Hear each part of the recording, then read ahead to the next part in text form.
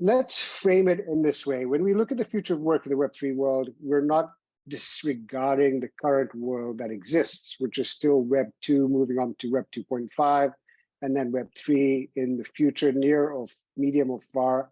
I don't know, we'll see. But it was an interesting question that came up this morning during one of our conversations. As you move acorns to unicorns, and all of you are investors in some sort of fashion, whether it's public markets, private markets, angel investors, whatever the case is, the issue is early stage, mid stage, late stage companies, and then giant size corporations, think FANG, and there's various companies, right? As we go through, as we've already walked through this COVID thing and this Web3 emergent thing, and then we think back of like, hey, last week or 4 weeks ago, we thought COVID's done. And we've got large size corporations saying, hey, I want all of you people back at work, or I want you back 80% of the time, or I want to see you. There is a lot of value to having people in the office that you can look at them in the eye, you can talk to them, you can exchange ideas. When you see them, you understand how they're feeling, you get the tone, whether you can encompass it or not. You know whether they're motivated, unmotivated, sad, sick, whatever, right? So those are unspoken, but very relevant to how an organization works. We get into this world of COVID, everyone goes home and thinks, okay, I'm going to be more productive. I'll be able to balance my health, my time, my work, my play.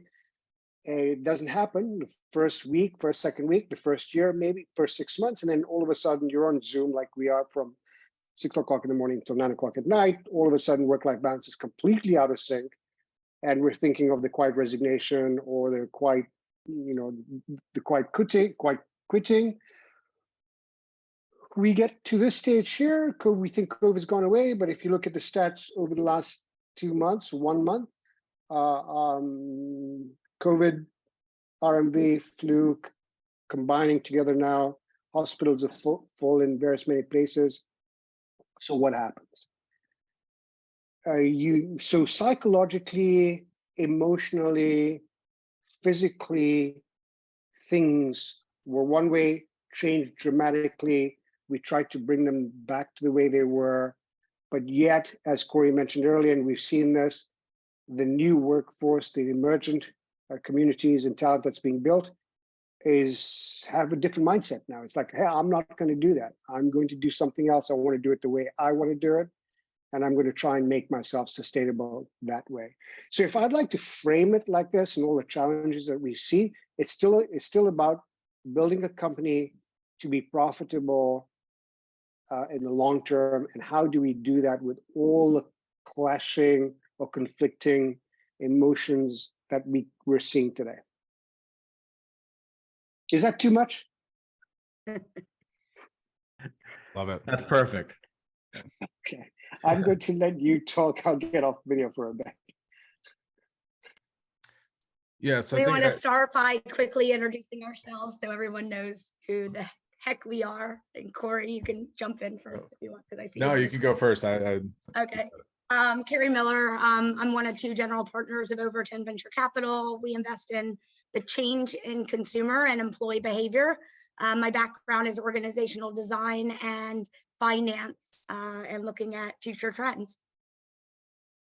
Awesome. Yeah, so I'm Cory Hymel. I'm the director of blockchain at a firm called Gigster, and we're about 600 engineers and work basically running fully distributed global teams at scale to build emerging tech, with blockchain being one of them. And I'm Rhett Power. I am CEO and founder of Accountability Inc., a longtime entrepreneur, exits several companies, and Forbes columnist, and just delighted to be here. Awesome. And Kareem, yes, your question definitely encompassed a lot of things that we decided that we wanted to address. It's very complex on what's happening now, and it's going to continue. Like, we don't even know the effects of COVID, long haul. People are exhausted, and there's medical things that are just changing. And I think we would all agree that what has happened in the last few years has changed all of our perspectives on how we want to spend our time. We might not all have figured out where we're going to spend our time, but I think it's really clear that it's given a perspective of time is valuable and we should be doing something that we're passionate about and using the skill sets that we have. But we wanted to kind of like start off, there's so many different aspects of Web3, Web 2.5, and we're going to talk a little bit about decentralization, which we just did.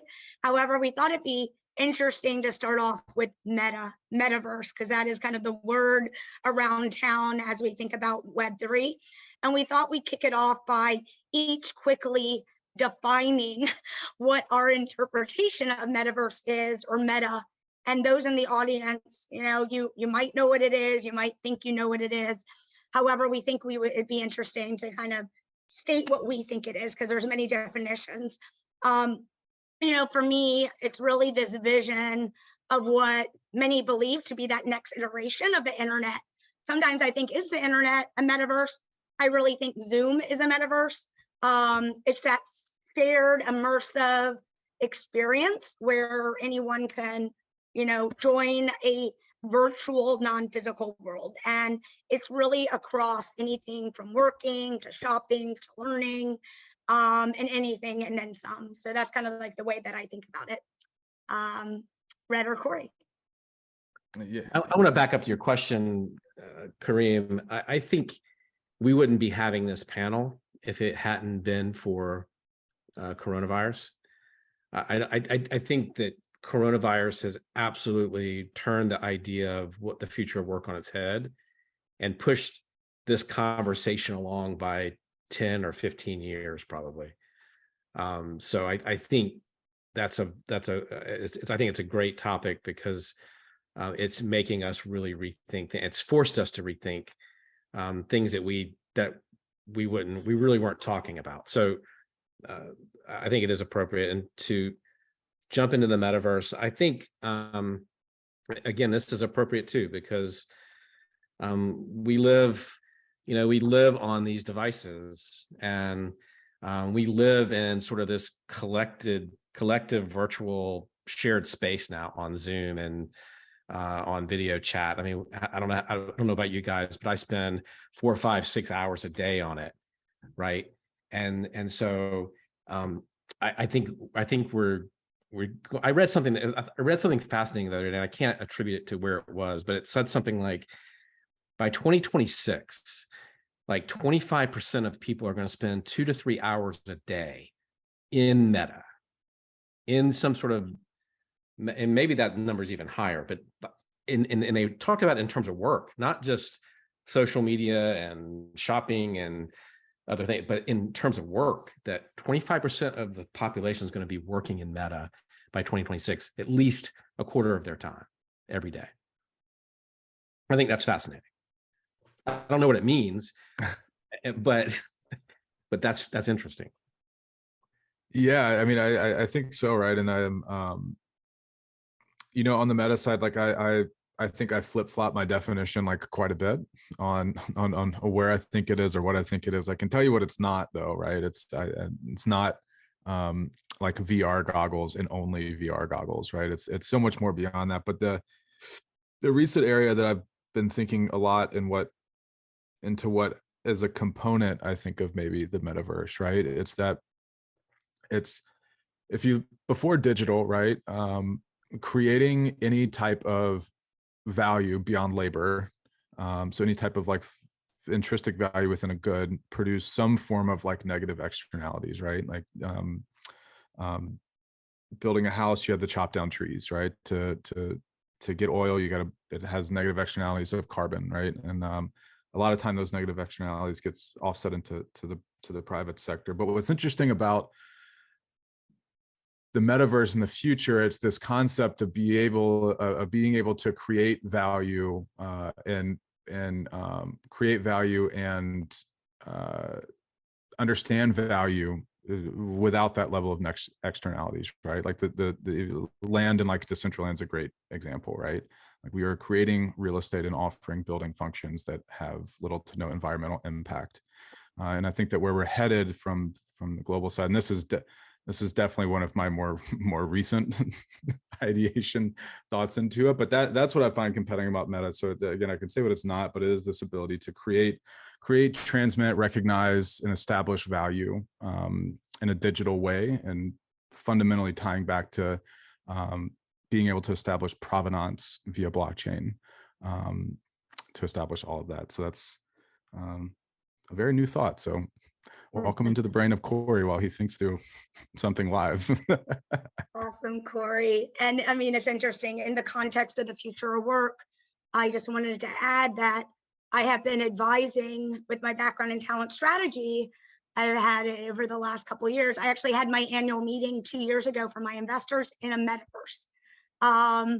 And it was a simple metaverse. 1 year I did it in Topia, and 1 year I did it in Gather. And those are the basics of avatars walking around, having different spaces that I could bring our portfolio companies to, and interactive experience. However, right now what's happening back to, we're all zoomed out. And back to your point, Kareem, where there is something that's lost in translation by not having an immersive experience with your team and your colleagues, not having water cooler chatter. You know, we're getting on the Zoom and then we're off the Zoom, you know, and there are companies and metaverse companies that are specifically focused on how do we fill this void. There's one company that I'm actually an advisor on called Morpheus XR. And Rhett and I have talked about it as Rhett as a coach, where it is actually with the Oculus. However, they're building space for corporations to have a virtual workplace. And by the way, real estate companies now, commercial real estate companies, are talking to virtual metaverse companies to partner with them. So those real estate companies, when they are potentially bringing on a tenant, can say, hey, for your distributed team, we have XYZ metaverse. And so back to, are we going to be in person? Are we going to be physical, virtual? I think that hybrid is still going to exist. Some individuals want to be in the office. They're more productive. They want to be there. And there's going to be companies whose culture says, yes, we are in person. That's our culture. However, many companies are still going to have that hybrid. And then it gets down to knowing who your audience is and who your employees are. But it is interesting that right now there are major corporations that are building spaces in the metaverse for their employees because they think that it's heading into this direction. So I just wanted to kind of add that from the future of work perspective. Yeah, and a question that I have like around that, and this is probably to both of you from your backgrounds, is that with the in-person stuff, right? You know, I think that you can say that the probability of having the right person for the job that you need done is statistically like I'm talking about like the right person, right? It's just physically where you are is statistically like near zero, given the size of the planet and all the people. So going into the future, right, these companies that are kind of hanging the hat on being in person majority of the time, do you think there's so will they even be able to be competitive in a future state where companies are built to be fully distributed, tapping into like the global workforce? Well, I think there's a difference, right? At the corner bakery, maybe. Right. If you're providing a service that needs a specific skill, I think you're onto something. A technical skill or something that's professional skill, absolutely. I think that's going to be the case. But I don't think all businesses. I think if you're, we're always going to probably go get our hair cut, right? There are certain businesses that are going to. Nope. No, you can do that at home. Fortunately, I still have a little. Unfortunately, I still have a little left. Yeah. But I mean, so I think it depends on the type, and I kind of, Kareem's question is interesting to me because does the meta replace that need for human interaction, the real physical need for human interaction? I would say there's going to still be a hybrid where even the companies that are using meta, maybe there'll be a component of physical in-person work occasionally so that we get that interaction that we need. I don't know. That's a Yeah, great so question. let me ask you a question. Why build a meta for us to work in if it's more imagery, where some of the IRL relationships are censored?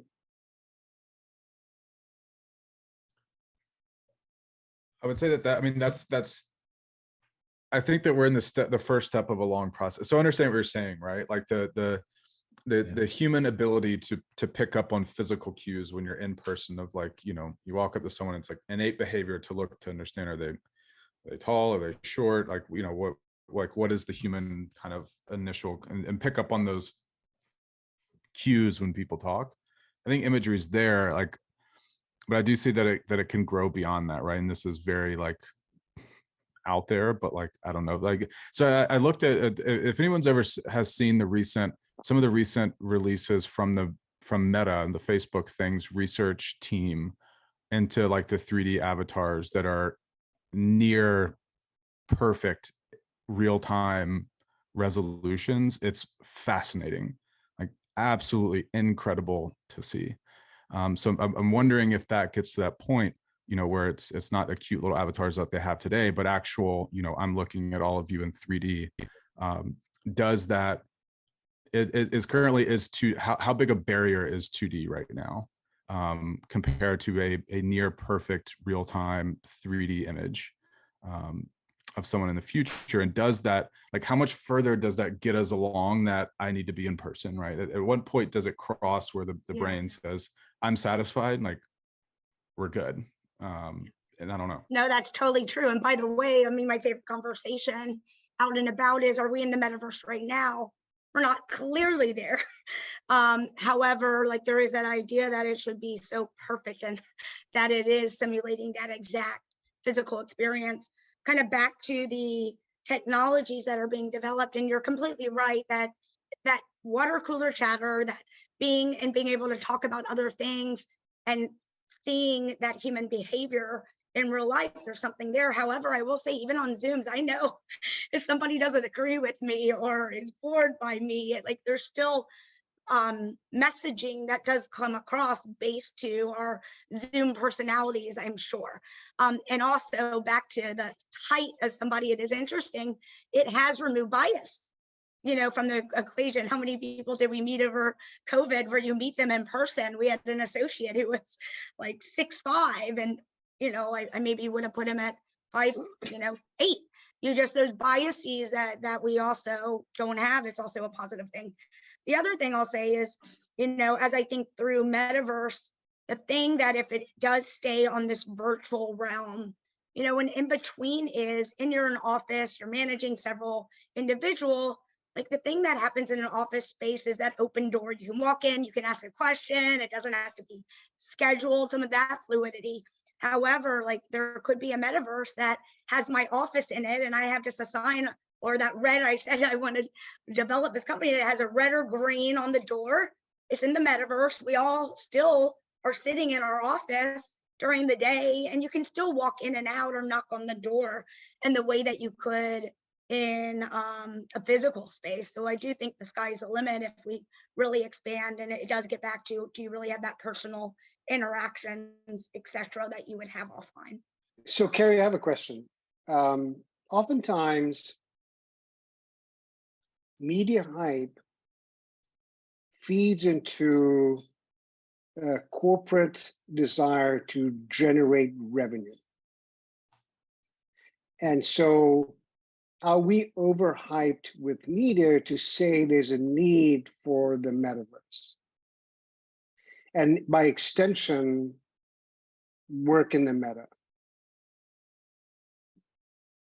I mean, the reality, the reality is there had been hype around it that hasn't been lived up to, obviously, based on how many individuals are actually in these various metaverses. Meta laying off significant amount of the employees that they hire to build it out. We're behind because we're not ready. Like, the technology might be ready, but there's a huge nature of, you have to onboard individuals into it and get them kind of in the space of understanding it. The reality, though, of what has happened is brands and companies have figured out different utilities to already buy into it. So, and it's not just on the future of work, it's on brand. NFTs definitely had their peak and they've come down. However, what they're creating is loyalty and partnerships and other things that now corporations and companies and businesses are seeing the benefits of. And so there has been a hype that media has created around it. I think specifically when Facebook rebranded itself to Meta. However, there's so many use cases of it that I don't feel like it's going away anytime soon. Would love to hear Cory or Rhett if you. So no, actually, Kareem, it's an imperative though. It is, because this is coming, and the media can hype it or not hype it, whatever. I think, honestly, I think the media is irrelevant in that. Like, this technology is coming, and if you're not investing in AI and Meta and blockchain, you're going to get your clock cleaned here. I mean, you're not going to exist. And I agree with you, but the use of the technology is what I'm questioning. So you're right. Branding, yeah, and Meta, but if branding, AI. But if you're not thinking about how to use it in your company and how this is going to change your customer interaction, your engagement, you're not going to be ready for the future. I mean, yes, you got to be having these conversations about the how. Okay, so let's step back a little bit. Is future of commerce different from future of work? It's similar. I mean, similar dynamics. Yeah, because if you think about it, banks now are building out like infrastructure and branches in the metaverse to have tellers. Right? I mean, they're good. Back to, it doesn't matter where you work. I can now go into a teller in the metaverse. I don't need to walk into a physical location. So that kind of inherently, circles one another. Trying on clothes. I can't stand going to the mall. You're gonna have my, be able to scan my body. I'm gonna be able to walk to the Zara in the metaverse. I'm gonna click on the shelves, and it's gonna be, I can see what it looks like on me. Do you know how much time that's just saved me? So you're gonna meet your friend in some random Starbucks somewhere that you hadn't seen in years. That's across the world. You're gonna meet him for coffee. Like, that's okay. Okay. Yeah, I mean, so that's a future. So Cory's probably been in this business for longer than we even know that it existed, for this distributed workforce. And I phrase it to you this way, Cory. So we had a panel on Gen Z and what they're investing in, how they look at investments and what they're doing.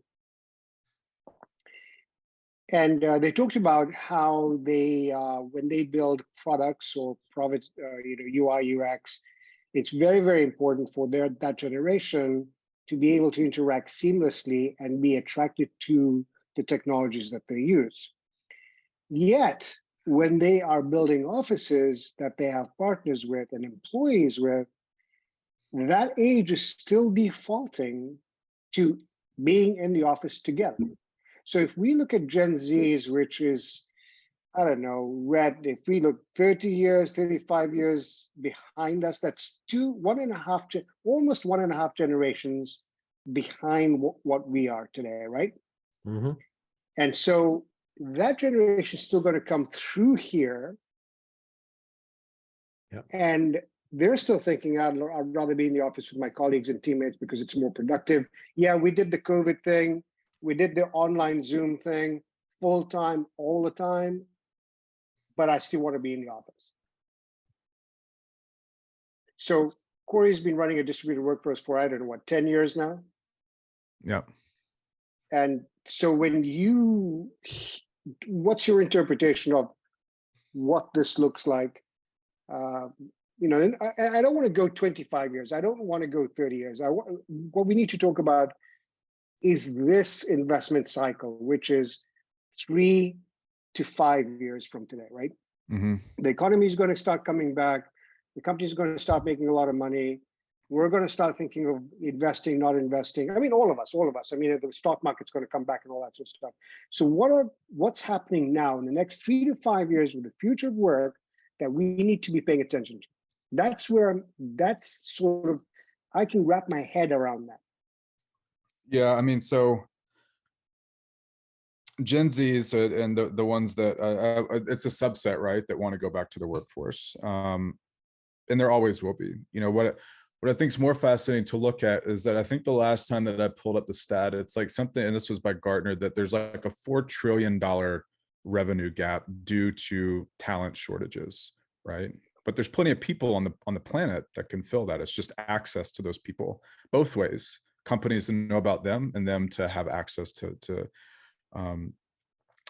work in these. And if I look at my industry, which is the small petri dish that I live in, right? So I can't speak for all of them, but in emerging tech, roughly like 64% of IT leaders don't adopt emerging tech because not because they don't have the money or they don't have the need or the competitive reason to.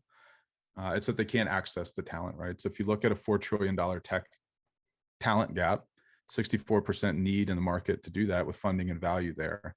I think we're in a very interesting and prime position for I don't know if redistribution of wealth. It might end up being consolidation of wealth if we're able to tap into some of these areas.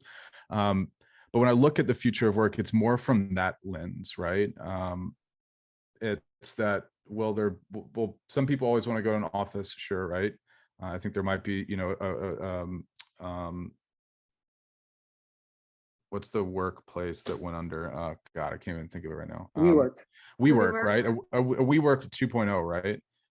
We're able to do these things at certain points in time, but the bigger problem on the table is that Web3, Web2, right, where we are now, offers a way to provide access, again, bidirectionally, for a lot of either underserved areas and people to get access to education, to get validated education certificates that can't be tampered with, and then give them avenues to work in ways that they typically would never have been able to before. And I think that's really a big step from where we were 5 years ago, 10 years ago, and moving into the next 2 to 3 years. I think companies that provide I think different ways to assess talent, but then also be able to log those talents access, those individual skills that they own, right? It's like in a wallet. Like if you can keep your achievements, your history within a wallet that you own, and then able to take that from company to company, helps reduce a lot of the barriers to hiring quickly at scale. And then I think the other side too is being able to create new incentive models. So businesses that are looking to target, how do you incentivize people that are, in disparate parts of the world to work in ways, whether that's via fiat and how you cross-border payments or other kind of mechanisms. So that's how we're kind of tackling it or looking at it, or maybe I don't want to speak on behalf of everyone at Gigster. That's how I like to think about it. Yeah. I get a little more granular. I think I've got a client now that is doing is fully remote, gone fully remote since COVID. And what they're doing and their approach to this is they're not gonna do these hybrid offices. They're gonna go fully remote, but they're gonna spend a lot more money now on quarterly get-togethers and quarterly experiences for their teams to come together physically and to be together for a period of time, a course of a week or 10 days or whatever, so that you can do that bonding and you can have those moments that really come with the being in one place. So from a granular and practical standpoint, I think over the next few years, we'll see a lot of companies who are going remote, spending some more money and time and intentionality around bringing people together on a periodic basis, so that they can work on the culture and they can work on the engagement of their team. So I think that there's some things you can do to capture that, but still have a remote workforce. Kerry, I know that this Web3 work was something that we really wanted to talk about as well. I've just got to be cognizant of our next session, which we're running over a little bit, but I took some of your time in the beginning. But if you could help us a little bit with some of your thoughts and relate a little bit more to the innovation that may be happening in technologies within the next 3 to 5 years that will enable a stronger, more productive workforce in the next 3 to 5 years, encompassing some Web3 technologies, perhaps. Yeah, I mean, look, I think the reality is many believe, if I want to get all geeky, on singularity, on that convergence of human behavior and technology, approaching in the next, 15, 20 years, the things that like the compounding speed, even though metaverse is taking a little while to take hold because of adoption, once it happens, it happens. So why I think about advances of, one thing we haven't talked about, this is everything in the workplace. Think about all of the jobs now that were through marketplaces for talent. This is, one of our portfolio companies is a company called TuneLark that connects music instructors with individuals that want to learn music. And this is all online on a metaverse. One of our portfolio companies is called Linguado. It is a monetize your tongue that allows people throughout the world to get paid to translate. So somebody in Africa who speaks Spanish and English could get paid. So one of the things, it's, not even necessarily the technologies that fuel it, it's the environments and those kind of easy touch points that have already started to build.